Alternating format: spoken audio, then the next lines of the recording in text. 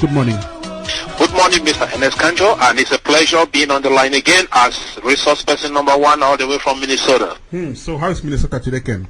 Well, as usual, everything is nice. You know, we're already cold, which is a normal thing with us, and it's okay with us. We are happy with it. Now, Ken, I'm bringing you on the show today because I have a couple of things I would like us to look into. The first one is 2 weeks ago we had Melissa Determine, whom you know so well, on this show to talk about her recent appointment as United Nations Goodwill Ambassador. First, I would like to find out from you. You are also an actor, a writer. In short, you are in the movie world. How do you feel when one of your kind is given such a big responsibility?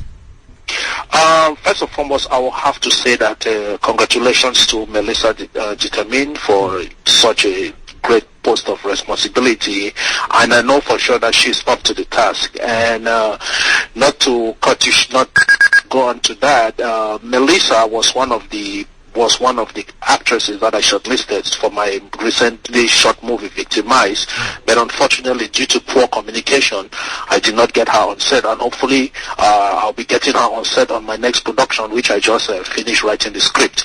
Then about the fact that she got nominated for this, there is the one thing which I'll make very clear about this is that there is no doubt about it. I don't doubt it, because she has everything that it takes to be wherever she is right now. She's a very talented actress. She knows the art. She's a responsible person. She has a good heart, and therefore there is no doubt about it that she got nominated or she got elected or awarded such a post of responsibility. And I know for sure she's going to make us proud. So once more I say kudos to her. Now, big organizations like the UN have the tendency of picking people from the movie world and giving them such social responsibilities. Tell me, what is so special about people in this your world, and why do organizations believe in them? I would not really say special. I would just say it's because each and every person, depending on your role and responsibility in the world, right, you are gifted with a certain talent and a knowledge that if organizations like this they find in you, they'll obviously call you up for it. We have different people in different walks of life. We have medical doctors and stuff, and all walks of life, and nurses who have been called up to work with the United Nations because of the way they use their knowledge, their skill, and their talent. And one thing I'll let you know is that in the movie world, one of the things is that the movie world is a world of stardom. It's a world where you are exposed to it's a different kind of a world. You are exposed to the world. People criticize you. People appreciate you. Sometimes people can even create stories about you which are not true. And to stand that test of time is not an easy task. And for somebody like her to stand that test and rise to this specific position that she's rising to, it obviously means that she is really doing well, and I really, really do appreciate it. And it goes with the fact that it depends on what the United Nations has seen in her. They might have seen what she's doing in her movies. They see how the way she portrays herself in the society, what she does to people, and how humanitarian she is. And all this put together, they think that it is necessary for him to come into the United Nations and continue to create that impact in that world. And that's one thing, again, we are very proud of. Now, when I had her on this show, I asked Melissa if she was aware of the fact that her fans could start expressing fears that with this new responsibility, her presence in the movie world would kind of reduce. Is that the kind of fears you entertain as well, Kenneth? Normally, when you have a good actress or a good actor in the movie acting, in the movie business, and you're losing that actor so soon, you definitely will have that fear as a producer, because the point is that there are a lot of things that are going to change. But the question is, why did she come into movie? Did she just come into movie just because she wants to come and make a name and be a star and work in United Nations? Or did she come into movie because she loves the art, she has the passion for it? That is a question that needs to be asked before we can get to that. And if she has the passion and the love for acting as an actress, and to continue to portray that skill, knowledge, and talent, then I don't see any reason why a producer like myself or any other producer will be scared that Melissa will not come back to continue to portray that, because I believe that it is through her acting and her skill and talent that the United Nations discovered her, and definitely she would not think that that has been feeding her. There can never be a movie without music. Both go together. And talking about music, we had Micheline Ewang a while ago talking about her recent video, which is an exciting song, I must attest. Kenneth, you definitely would have known this young, up and rising Cameroonian musician who lives in Maryland. What do you make of her and this brilliant musical career she's putting up?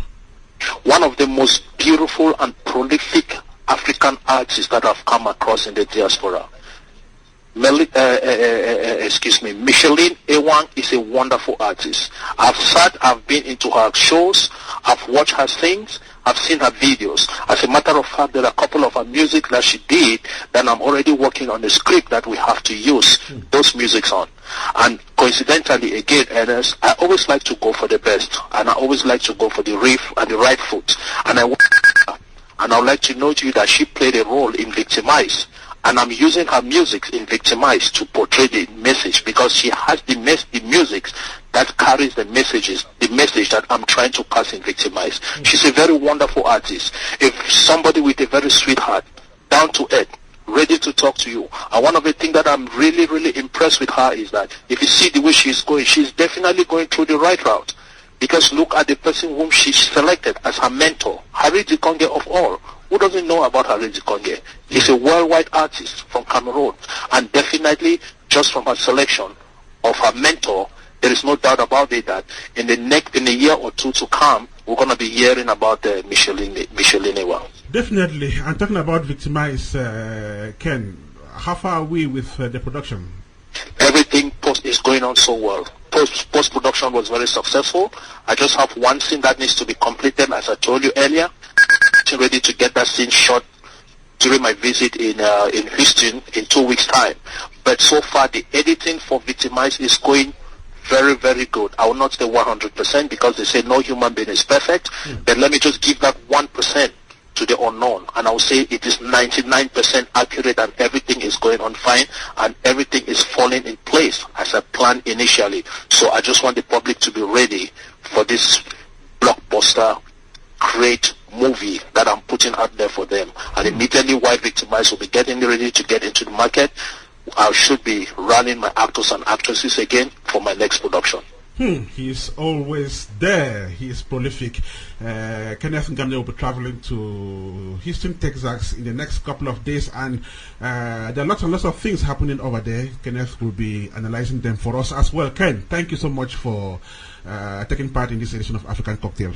Thank you very much, Mr. Ernest Kanjo, and just to remind you and to remind the public that I'm going there for the Giama Award, one of the biggest African movie awards in the diaspora, and I'm also going there as a nominee for the best promising actor in the diaspora. That's fantastic. Ken, thank you so much. Thank you. Okay, that is our resource person number one, running off this episode of African Cocktail. Let's have